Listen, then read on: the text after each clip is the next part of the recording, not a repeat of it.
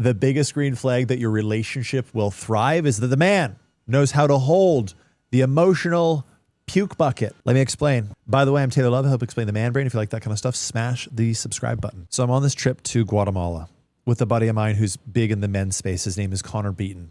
Fascinating guy. I was complaining about women or my girlfriend at the time or something like that. He goes, Taylor, you don't know how to hold the emotional puke bucket. I said, what is that, Connor? He goes on to tell me that women feel an exponential amount more emotions during a day than a man does.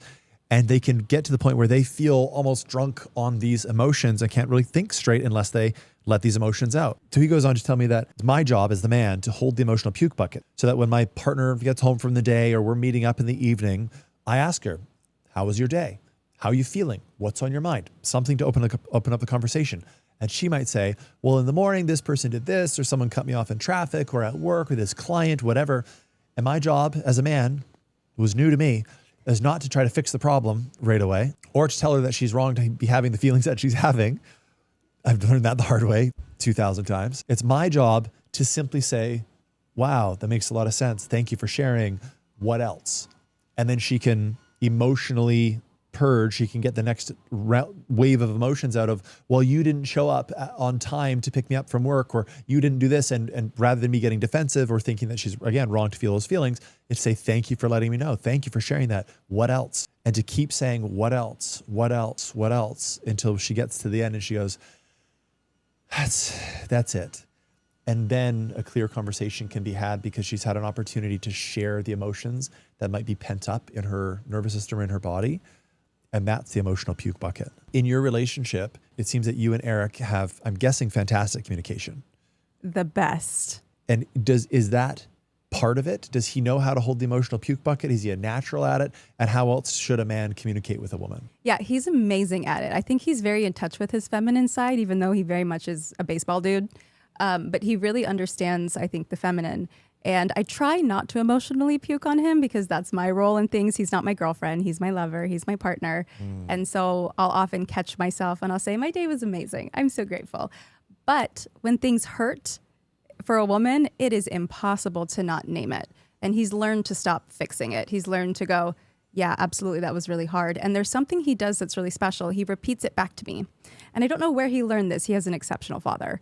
But I'll say, it's just really painful. And he'll go, yeah, and it's really painful. And then he'll add his piece. So then I feel really, really heard. And it's really special. But he never makes me feel bad for it. He does it so well that I feel bad for it, where I'm like, wow, I have unloaded a little bit too much on you. And then I intentionally turn around and ask him what I can do for him. So communication is gorgeous when you've got it down. Love that. And how else, let's say that a woman is watching this conversation and she's in a relationship with a guy where she doesn't feel heard. Mm-hmm. She doesn't feel seen. She doesn't feel safe. And she's blaming it on him. What are some ways that she can act or support herself to feel more seen and heard? And what are some ways that he can shift or change or evolve to make her feel the ways that she's wanting to feel? I think that it's really important that women focus on the result they want when they are speaking and communicating with people. And so if the result that she's getting isn't one that she loves in the way that she's communicating, she can play with other ways to get a better result from her partner. So if he doesn't handle the typical girly conversation of this hurts and this guy and this friend and he's not holding it well, she can practice different ways to get his attention, like, hey, I have a couple of things on my heart from the day. Can I share it with you? Mm-hmm. And wait for his answer, because it might be yes, and it also might be no. And you can say, okay, no problem. Thank you so much. Let me know when you're more available for it. It would mean so much to me. And now he's like, well, now I get to provide something for her. And now he's activated to listen. But I think a little consent is nice because the emotional puke bucket can get quite full with how deeply we feel. And then I think for men, the more in touch you are with your emotions, the more you're going to be able to hear and see your woman versus a man who doesn't feel comfortable with his emotions. So I think that's the masculine side of things, is it's okay to feel with my partner, and don't feel afraid to have a boundary too. Because if she's going on too long, you can stop her and say, hey, we're getting a little far here. Do you feel like you've gotten everything out? Would you like me to fix it? Would you like me to just hold space? What would you like right now? And sometimes the answer is ice cream.